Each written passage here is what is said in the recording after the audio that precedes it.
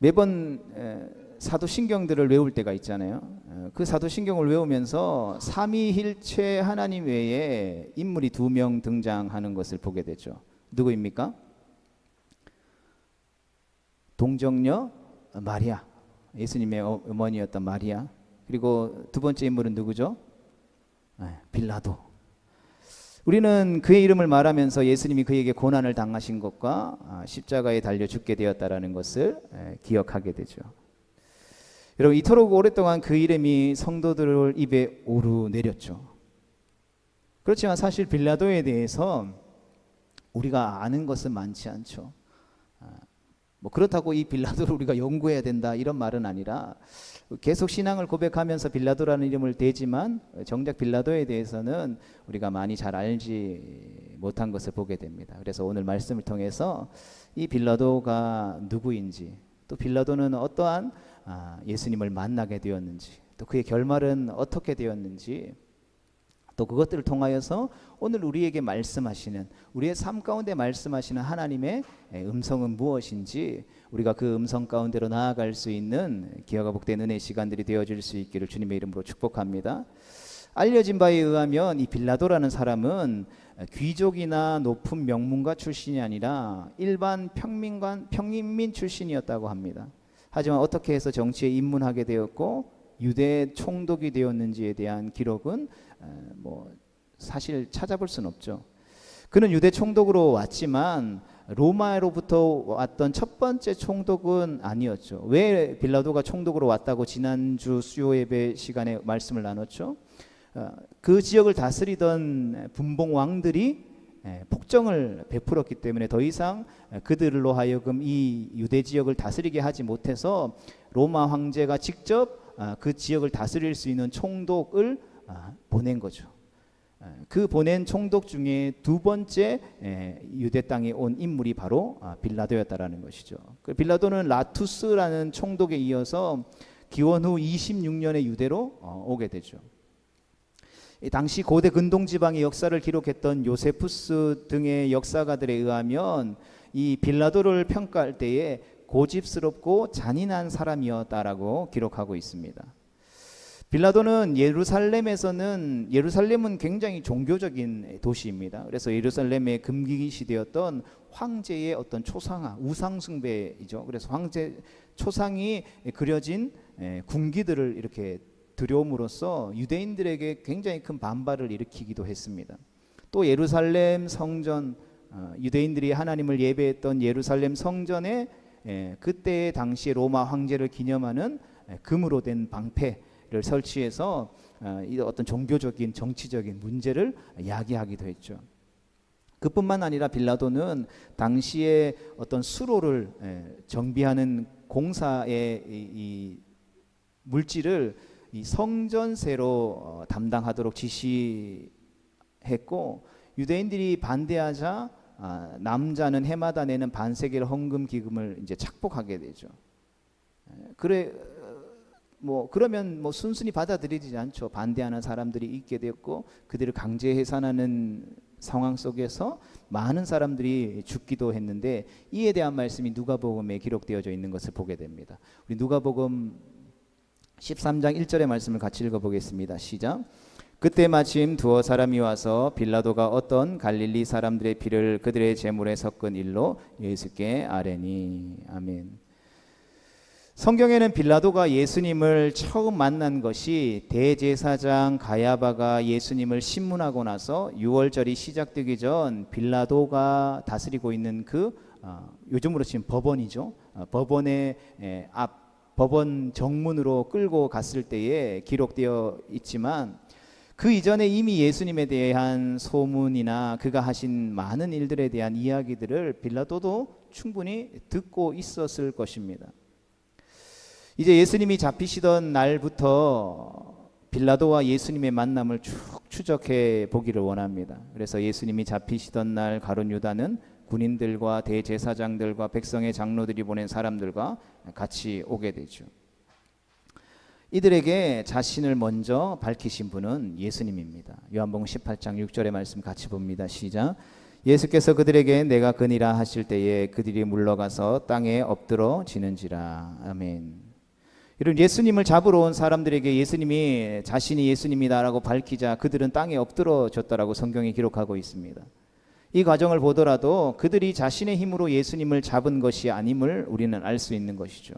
그러니까 예수님께서 이제 때가 되었기 때문에 스스로 가시기로 결정하셨기 때문에 이 일이 가능했던 것이라는 것입니다. 땅에 엎드린 사람들에게 다시 예수님이 누구를 찾냐고 묻고 자신을 잡으러 온 거면 제자들을 이제 보내줄 것을 말하게 되죠. 이때 베드로가 우리가 잘 알고 있는 것처럼 칼을 빼들어서 대제사장의 종이었던 말고라는 사람의 귀를 자르게 되죠. 예수님은 베드로에게 칼을 집어넣으라고 말하고 말고의 귀를 다시 붙여 주십니다. 그리고 그들에게 잡혀가시게 되는 것이죠. 예수님이 안나스의 집들에서 신문을 이제 첫 번째로 받게 되죠. 그리고 성경은 사도 요한이 그 장소를 따라가게 됩니다. 전해지는 바에 의하면 이 요한은 자신이 대제사장 가야바와 아는 사이라고 말하죠. 그러나 예수님이 잡혔지만 요한이나 말고의 귀를 잘랐던 베드로는 사람들이 전혀 건들지 않았다라는 것은 매우 이례적이고 놀라운 일인 것이죠. 이에 대해 요한은 요한복음 18장 9절 말씀을 통해서 이렇게 말씀합니다. 같이 봅니다. 이에 아버지께서 내게 주신 자 중에서 하나도 잃지 아니하였사옵나이다 하신 말씀을 응하게 하려 함이로라. 아멘.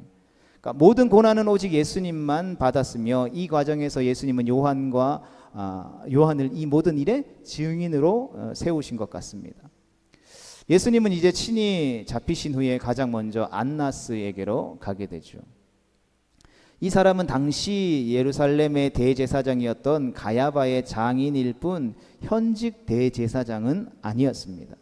그런데 왜 안나스에게 먼저 갔을까요?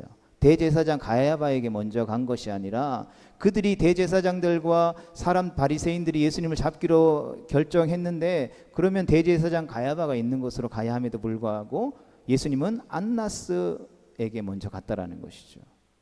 이런 당시의 대제사장은 죽을 때까지 하는 거였습니다. 그러나 로마가 이 예루살렘을 통치하던 시대에는 권력의 하수인으로 나갔던 사람들이 대제사장을 맡았는데 로마의 루키우스 비텔리우스라는 사람은 당시 대제사장이었던 안나스를 이제 해임하게 되죠. 그러나 이후에 발레리우스 그라투스에 의해서 안나스의 사위였던 이 가야바가 대제사장으로 임명되게 되는 것이죠. 그러니까 자신의 사위를 대제사장으로 만든 것이죠. 그래서 자신의 사위가 대제사장으로 있고 자신은 해임되었지만 그 뒤에서 영향력을 발휘하고 있었다라는 것을 알게 되는 것이죠. 중요한 것은 안나스는 예수님을 신문하지만 처음부터 누명을 씌우고자 했기에 증거가 없다라는 것은 문제가 되지 않았습니다. 이후에 안나스는 자신이 명목상 대제사장이 아니기 때문에 실제적인 종교적인 재판이 가능한 산헤드린이 있는 가야바 대제사장에게 보내게 되죠. 그리고 가야바는 재판장에서 예수님은 자신이 메시아임을 당당히 밝히셨습니다. 마태복음 14장 62절의 말씀입니다. 시작. 예수께서 이르시되 내가 그니라 인자가 권능자의 우편에 앉은 것과 하늘 구름을 타고 오는 것을 너희가 보리라 하시니. 아멘. 이때 대제사장은 예수님이 자신이 누구인지 밝히는 이 고백 앞에 신성모독이라고 말하며 자기의 옷을 찢고 그곳에 모인 모든 공회원들이 대제사장의 뜻에 찬성해서 예수님을 죽이기로 결의하게 되죠. 이어지는 64절과 65절의 말씀을 같이 봅니다. 시작. 그 신성모독하는 말을 너희가 들었도다. 너희는 어떻게 생각하느냐 하니 그들이 다 예수를 사형에 해당한 자로 정죄하고 어떤 사람은 그에게 침을 뱉으며 그의 얼굴을 가리고 주먹으로 치며 이르되 선지자 노릇을 하라 하고 하인들은 손바닥으로 치더라. 아멘. 이렇게 예수님은 산헤드린의 공회에서 사형 판결이 확정되게 되죠. 그러나 이들은 종교적으로 재판했었던 것뿐이지 실제로 예수님을 죽일 수 있는 사법권은 없었습니다. 물리적인 형벌, 특히 사형을 시키려면 당시에 로마의 허가가 필요했다라는 것이죠. 그래서 이들은 가야바의 집에서 다시 그 당시 지역을 다스리고 있었던 총독이었던 빌라도에게 예수님을 데려가게 되죠. 그리고 이 시간대가 성경은 새벽 3시에서 4시경이었다라고 밝히고 있습니다. 이에 빌라도는 뭐 새벽 3시가 4시 되면 다 잠자는 시간이잖아요. 근데 막 소란스러우니까 이 빌라도가 잠을 깨게 됩니다. 한참 자는 시간에 어떤 한 청년을 데리고 와서 대제사장과 유대인 무리들이 그를 죽여 달라고 왔다라는 사실들이 뭐 달갑게 여겨지는 사람은 없을 것입니다. 얼마나 중요한 일이기에 다 잠을 자고 있는 이 새벽 시간에 이 난리인가 일어나가서 가보니 익히 이름은 들어 알고 있었던 예수님이 거기에 있었습니다. 빌라도는 이렇게 말합니다. 요한복음 18장 31절의 말씀입니다. 시작.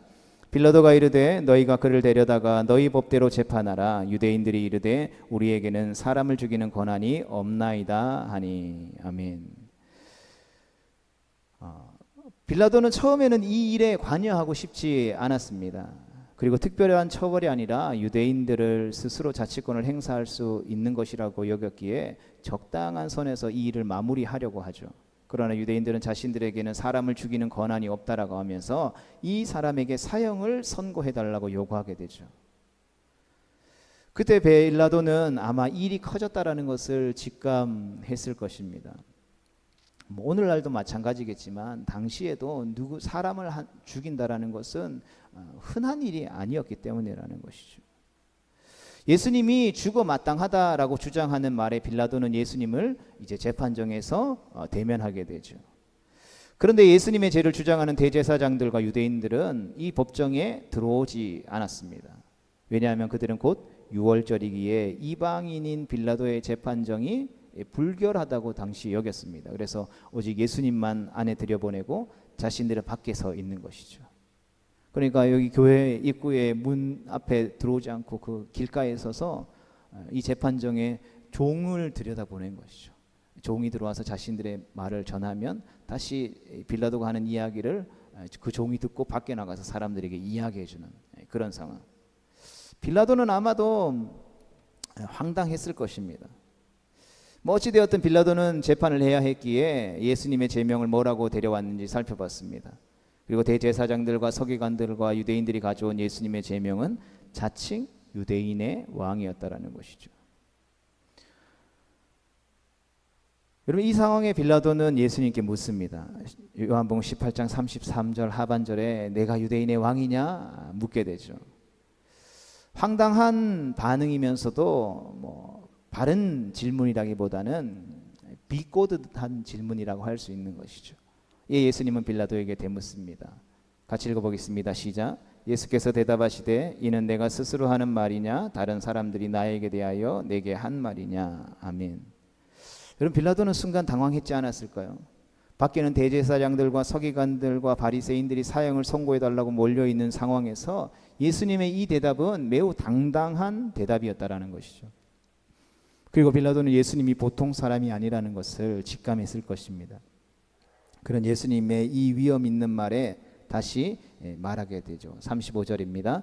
빌라도가 대답하되 내가 유대인이냐 내 나라 사람과 대제사장들이 너를 내게 넘겼으니 내가 무엇을 하느냐. 아멘. 예수님은 이 이방인 빌라도에게 명확한 대답을 내려주죠. 36절의 말씀입니다. 예수께서 대답하시되 내 나라는 이 세상에 속한 것이 아니니라. 만일 내 나라가 이 세상에 속한 것이었더라면 내 종들이 싸워 나로 유대인들에게 넘겨지지 않게 하였으리라. 이제 내 나라는 여기에 속한 것이 아니니라. 아멘. 빌라도는 왕이라는 칭호를 사용했다라는 예수님이 로마 권력에 위해를 가하기 위한 것인지를 알고 싶어 했는데 예수님은 지금까지 사람들에게 전한 복음, 즉 하나님의 나라가 이 세상에 속한 것이 아니라는 점을 빌라도에게 말해주는 것이죠. 그리고 이제 빌라도는 왜 사람들이 예수님을 유대인의 왕이라고 말하는 것인지 궁금했습니다. 그래서 빌라도가 37절 상반절에 묻게 되죠. 빌라도가 이르되 그러면 내가 왕이 아니냐. 그러자 예수님은 하반절에 이렇게 말합니다. 같이 보겠습니다. 시작. 예수께서 대답하시되 내 말과 같이 내가 왕이니라. 내가 이를 위하여 태어났으며 이를 위하여 세상에 왔나니 곧 진리에 대하여 증언하려 함이로라. 무릇 진리에 속한 자는 내 음성을 듣느니라 하신대. 아멘. 이러한 예수님의 말씀에 빌라도는 예수님이 말씀하고 있는 것이 이 세상의 권력이나 정치가 아니라는 것을 알고 있었다라는 것이죠. 예수님이 말하는 나라는 이 세상에 속한 것이 아니라 그가 왕이라는 말도 진리를 말하는 것이지 세속의 권력의 왕이 아니라는 매우 심오한 것이라는 것을 직감했다라는 것이죠.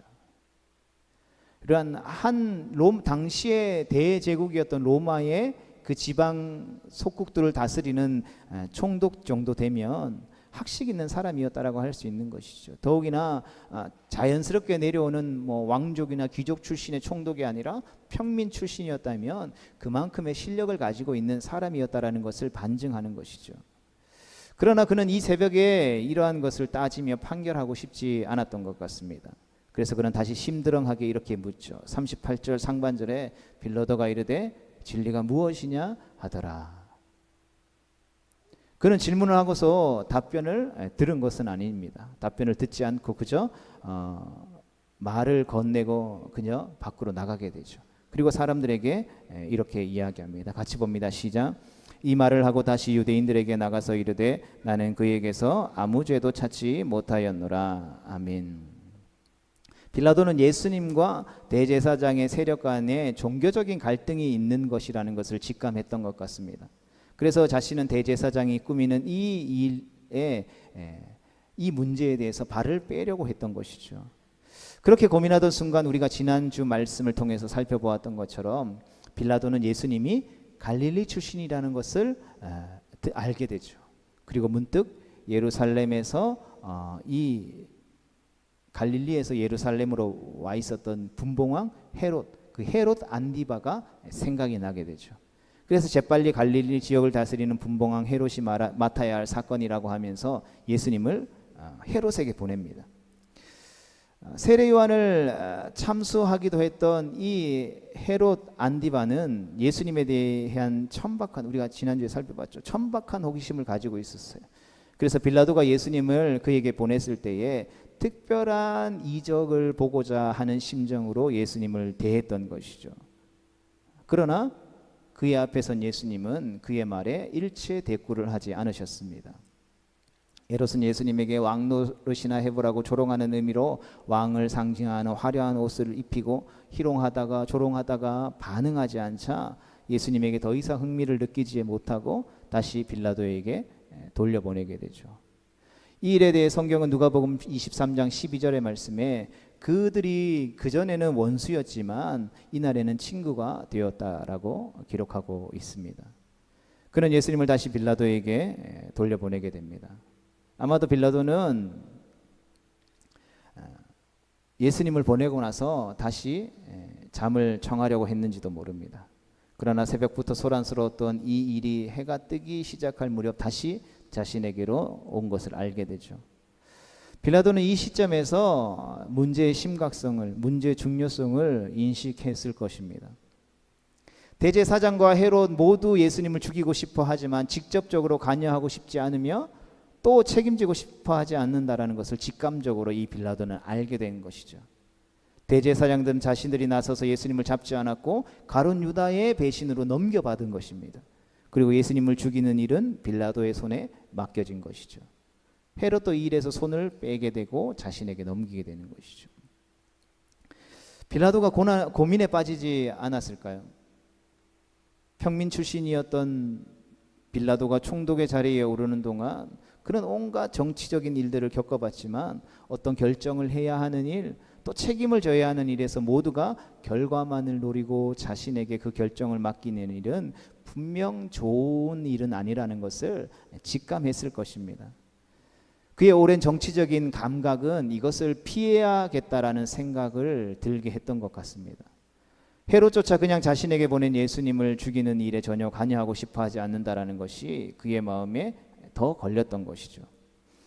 그래서 빌라도는 여기에서 이 선을 긋고자 이렇게 말하죠. 누가복음 23장 14절과 15절의 말씀을 같이 읽어보겠습니다. 시작. 이르되 너희가 이 사람이 백성을 미혹하는 자라 하여 내게 끌고 왔도다.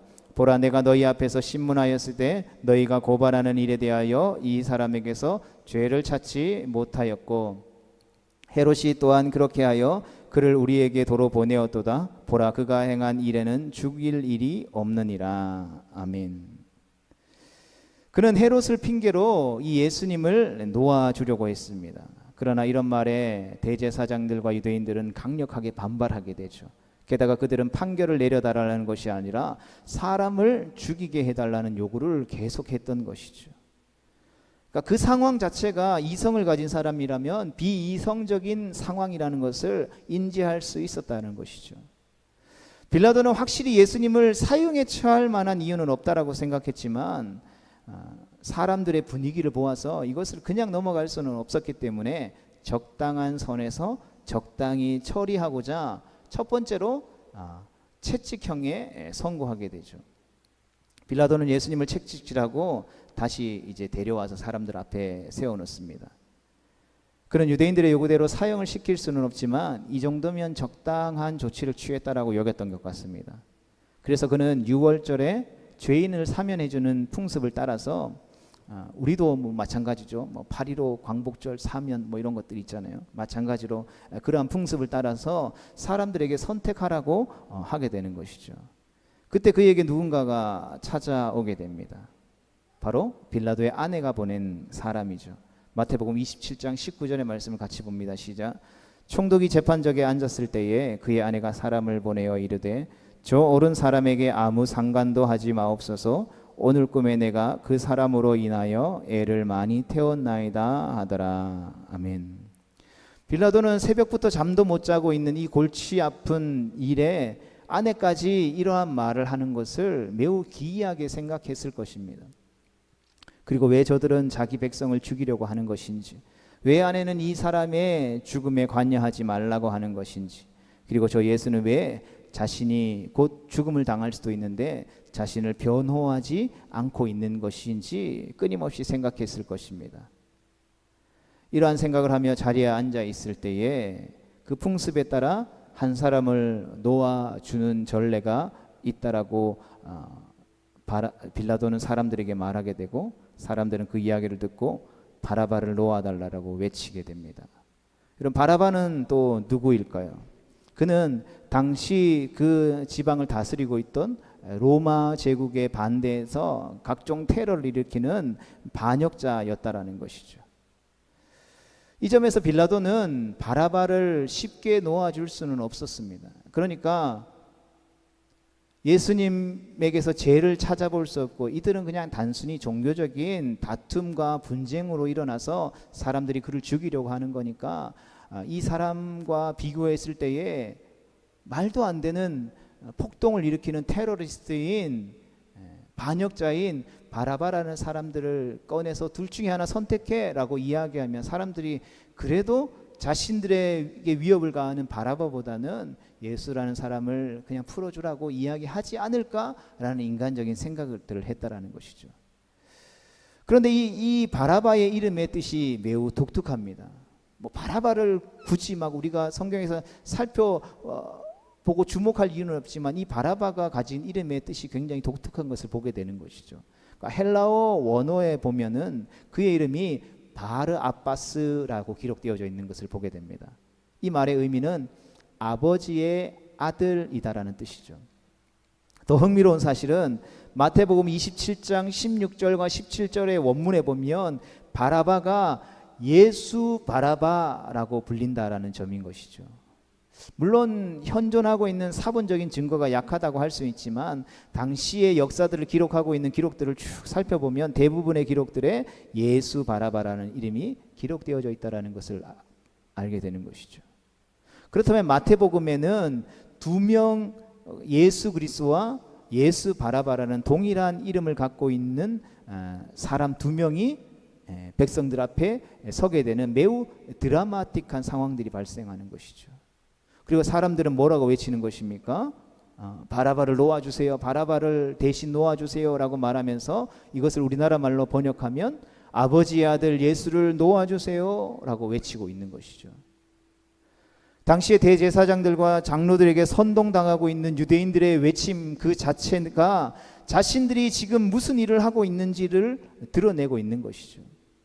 자신들은 자신들이 이것을 아는지 모르는지, 자신들이 어떤 것을 해야 하는지 스스로 보게 되는 것이죠. 유대인들은 폭동을 일으켰던 반역자였던 바라바를 놓아달라고 말을 하면서 자신들의 모습을 느꼈을 것입니다. 그들은 예수님을 놓아달라고 말하면서 한편으로는 예수님을 죽이라고 말하고 있는 것이죠. 그들은 자신들이 외치는 그 말이 자신들의 그 모습들을 보여주고 있었지만 그들은 깨닫지 못했다라는 것이죠. 그리고 그들은 결국 예수님을 죽이는 살인자의 반열에 들게 되었던 것입니다. 빌라도는 이 상황을 전혀 예상하지 못했습니다. 그래서 이 상황이 이상하게 돌아가자 뒤로 물러나서 자신의 자리에 앉았습니다. 그리고 이 사태를 어떻게 할 것인가 고민하게 되죠. 예수님을 십자가에 못 박으라고 소리 지르는 사람들을 보면서 빌라도는 정 그렇다면 너희가 직접 데리고 가서 못을 박으라고 말하죠. 그러자 유대인들이 요한복음 19장 7절에서 이렇게 말합니다. 같이 봅니다. 시작. 유대인들이 대답하되 우리에게 법이 있으니 그 법대로 하면 그가 당연히 죽을 것은 그가 자기를 하나님의 아들이라 칭함이니라. 아멘. 그럼 빌라도는 이 말을 듣고 얼마나 두려워했겠습니까? 그래서 다시 관저 안으로 들어가서 예수님께 묻죠. 너는 어디서 온 존재냐? 하지만 이제 예수님은 대답하지 않습니다. 빌라도는 예수님이 자신에게 살려달라고 빌지 않는 것을 매우 의아하게 생각했습니다. 그래서 10절 말씀에 이렇게 이야기합니다. 같이 봅니다. 시작. 빌라도가 이르되 내게 말하지 아니하느냐? 내가 너를 놓을 권한도 있고 십자가에 못 박을 권한도 있는 줄을 알지 못하느냐? 아멘. 이에 예수님이 11절에서 이렇게 대답하죠. 예수께서 대답하시되 위에서 주지 아니하셨더라면 나를 해야 할 권한이 없었으리니 그러므로 나를 내게 넘겨준 자의 죄는 더 크다 하시니라. 아멘. 이런 순간 빌라도는 느꼈을 것입니다. 이 죽음에 내어지게 되는 예수님보다 자신이 더 큰 공경에 처했다라는 것을 깨달았다라는 것이죠. 위기에 빠진 사람이 예수님 자신이 아니라 바로 빌라도 자신이었다라는 것이죠. 성도 여러분, 대제사장과 헤롯은 모든 것을 자신에게 떠넘겼습니다. 그들은 예수님의 죽음에 대한 책임을 빌라도에게 돌리면서 그들 손에 피를 묻히지 않으려 한다라는 것을 뻔히 보았다라는 것이죠. 게다가 진리에 대해서 말하는 이 예수는 이 땅의 나라가 아니라 저 보이지 않는 하늘 나라를 말하는 예수가 유대인들의 말대로 정말 하나님의 아들일지도 모른다라는 생각이 들었다라는 것이죠. 그가 두려웠을 것을 우리는 예상할 수 있는 것입니다. 그럼에도 빌라도는 이 상황을 빠져나갈 수 있는 길이 보이지 않았습니다. 그래서 예수님은 죄가 없는 죄인으로 자신 앞에 서 있는 것이죠. 빌라도는 자신에게 판결할 권한이 있었습니다. 옳은 선택을 할 수도 있지만 사람들은 지금 계속해서 잘못된 선택을 하라고 소리치는 것이죠. 자신에게 옳은 일을 하라고 응원해 주는 사람은 오직 자신의 부인밖에 없었다라는 것이죠. 빌라도는 아무도 원하지 않는 옳은 선택을 할 것인가 아니면 모두가 원하는 악한 일을 선택한 것일까 하는 기로에 놓여 있음을 우리는 발견하게 되는 것입니다. 그가 고민하며 미적거리면서 예수님을 놓아주려고 할수록 유대인들은 또 큰 소리로 십자가에 못 박으라고 빌라도를 압박하게 되죠. 빌라도가 예수님을 변명할수록 유대인들은 더 날뛰었습니다. 12절의 말씀 같이 봅니다. 시작. 이러함으로 빌라도가 예수를 놓으려고 힘썼으나 유대인들이 소리질러 이르되 이 사람을 놓으면 가이사의 충신이 아니니이다. 무릇 자기를 왕이라 하는 자는 가이사를 반역하는 것이니이다. 아멘. 빌라도는 이 말을 듣고 마침내 재판석에 다시 앉게 됩니다. 적당히 끝내려고 했지만 수많은 유대인들이 자신을 얕잡아 볼까 봐 더는 판결을 미룰 수 없다라는 것을 직감했습니다. 마음에 갈등이 왔지만 총독으로서 두려워서 놓아주었다라는 말을 듣기 싫었다라는 것이죠. 성도 여러분, 빌라도는 옳은 것이 무엇인지 알았지만 그것을 선택하기에는 너무 연약했던 것입니다. 그는 고민했지만 좋은 방향으로 나아가지는 못했던 것이죠. 결국 그는 사람들에게 떠밀려서 나쁜 선택을 하게 됩니다. 그는 결정했지만 그것은 자신의 결정이 아니었고 자신의 결정은 아니었지만 결국에는 그의 결정이었다라는 것이죠. 그래서 그는 자신의 이 결정을 거부하기로 결정합니다. 마태복음 27장 24절의 말씀입니다. 시작. 빌라도가 아무 성과도 없이 도리어 밀란이 나려는 것을 보고 물을 가져다가 무리 앞에서 손을 씻으며 이르되 이 사람의 피에 대하여 나는 무죄하니 너희가 당하라. 아멘. 여러분, 이 결정이 자신의 결정이 아니라는 점을 빌라도는 말하고 싶었던 것입니다. 그래서 대제사장과 헤롯처럼 그를 못 박으라고 말하는 사람들에게 책임을 넘기자고 했던 것이죠. 그래서 사람들 앞에서 그는 손을 씻는 퍼포먼스를 보이게 되죠. 드디어 예수님을 죽일 수 있다라는 생각이 유대인들은 그 피를 우리와 우리 자손들에게 돌려주세요라고 말했다라는 것이죠. 여러분, 그때 당시에 그들이 고백했던 그 고백이 무슨 뜻인지 그들이 알았을까요? 몰랐을 것입니다. 그러나 빌라도는 이 말에 확실히 자신의 책임이 없다라는 변명거리를 잡게 되죠. 자신이 선택한 것이 아니라 그 선택의 자리에서 빠져나간 자리라는 것을 유대인들에게 확인받고 싶었다라는 것입니다. 그날 빌라도가 예수님에게 내린 판결은 이렇습니다. 그는 죄인이 아니지만 죄인이다. 여러분, 이것이 빌라도의 변명이었습니다. 그러나 상황 때문에 나는 어쩔 수 없었다라는 빌라도의 이 말은 면책받을 수 있는 말이 아니었다라는 것이죠. 성도 여러분, 의인은 상황을 극복합니다. 모두가 요구해도 옳은 선택을 하는 것을 보게 되죠. 성경에 많은 믿음의 선진들이 그러했던 것을 보게 됩니다. 반면 어리석은 자들은 악한 길이라는 것을 알면서도 그것을 선택하게 되는 것이죠. 그는 분명 예수님이 누구인지 알았습니다. 그러나 그도 이 세상에 속하지 않은 하늘나라의 왕을 죽이는 일에 결국엔 간함하게 되죠. 그는 진리를 말하는 왕을 채찍질했으며 모욕당하도록 내어주었고 강도와 생명을 비교하도록 했으며 결국 십자가에 못 박도록 내어주었다라는 것이죠. 그는 결코 변명할 수 없는 것입니다. 손을 씻는 퍼포먼스를 했다고 해서 그 손을 씻을 수 없는 것이죠. 왜냐하면 자신이 명패에 써서 직접 십자가 위에 붙인 것이 바로 그가 예수님이 진정한 왕이라는 것을 알았다라는 증거이기 때문인 것이죠. 오늘 우리가 함께 읽었던 본문이 바로 그것을 증언해 주는 것입니다. 성도 여러분, 신앙에 과연 중간지대가 있을까요? 많은 사람들은 선과 악 사이 그 중간 어느 지점이 있을 것이다라고 생각합니다. 그래서 선과 악의 선택에서 빠져나가는 자리를 찾아 헤매이죠. 그러나 성경은 중간지대가 없다라는 것을 우리에게 분명히 증언해주고 있습니다. 선한 일도 악한 일도 하지 않는 상황이 있을 수 있다고 여기지만 결국엔 우리가 하나님이 기뻐하시는 선한 일을 할 것인가, 하나님이 기뻐하시지 않는 악한 일을 할 것인가를 선택할 수밖에 없다라는 것이죠. 즉 방관하는 것도 가해자에 속한다라는 것을 우리에게 보여주는 것입니다. 사람들은 이 방관자라는 것을 싫어하죠. 죄를 짓지도 않았는데 죄인이라는 말을 쉽게 한다라고 비난할 것입니다. 그러나 성경은 우리에게 있어서 아무 일도 안 하는 것이 선이 아님을 이야기해 주는 것이죠. 교회가 어떠한 일들을 감당할 때에 우리는 사람들이 싫어하는 일을 안 하니까 사람들에게 미움 받지도 않을 거예요. 우리만 예배드리고 우리만 하나님 앞에 찬양하고 예배할 거예요. 하나님은 우리에게 그러한 행동들을 결코 선한 행동이라고 하지 않는다라는 것이죠. 하나님의 말씀대로 하나님의 뜻대로 행하지 않는 그 모든 것이 죄라는 것을 성경은 우리에게 분명히 증언하고 있다라는 것이죠. 때때로 우리는 말하죠. 나는 말씀이 좋고 예배가 좋고 예수님이 좋으니까 내가 세상 돌아가는 이야기 하지 말라고, 나는 그것들에 관심 없다라고 말하기도 한다라는 것이죠. 그러나 주님의 말씀은 오늘 우리를 향해 그러한 생각과 일이 바로 빌라도의 일이라는 것을 명확하게 이야기해 주는 것입니다. 여러분, 디도서 2장 14절의 말씀을 보면 하나님이 우리를 부르시고 은혜를 주신 것은 우리로 하여금 선한 일을 열심히 하는 자 기백성이 되게 하려 하신다라고 말씀하고 있습니다. 같이 읽어보겠습니다. 시작.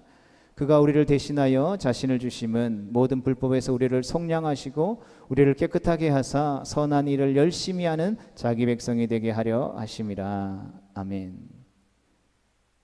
여러분, 선한 일을 열심히 하는 자는 방관하지 않고 관여하려고 하는 것입니다. 적극적으로 해결하려고 하는 것이죠. 그것은 힘든 일이고 어려운 일이지만 참여하려고 하는 것입니다. 우리 모두가 빌라도와 같은 헛된 고민에서 벗어나서 참된 하나님의 백성으로서 옳은 결정을 하는 자리에 서게 되기를 주님의 이름으로 축복합니다. 인생은 선택의 연속이잖아요. 선택하지 않는 인생은 없잖아요. 우리는 매 순간순간마다 이렇게 할 것인가 저렇게 할 것인가 결정해야 하는 것이죠. 성경은 그러한 선택에 놓인 우리 앞에 분명하게 이야기하는 것이죠. 가장 먼저 진리 되신 예수님을 선택하라고, 그분께 우리의 삶의 가장 우선순위를 두라고, 그리고 그분의 진리의 말씀으로 우리를 충만하게 채우라고. 그럴 때 우리는 바른 결정할 수 있다라는 것입니다. 그럴 때 우리는 결정하고 싶지 않은 그 결정의 순간이라 할지라도 예수님을 선택하고 진리를 선택함으로 말미암아 인생과 신앙의 방관자가 되지 않고 거룩한 하나님의 백성으로서 살아갈 수 있게 되는 것입니다. 바라기는 그러한 거룩한 하나님의 백성 되어질 수 있도록 늘 하나님의 말씀으로 우리의 삶을 충만케 하고 우리 안에 내주하시는 성령 하나님의 인도하심을 따라 삶의 모든 자리 가운데에서 오직 예수 그리스도를 선택하고 결정하는 우리 모두가 될 수 있기를 주님의 이름으로 축복합니다.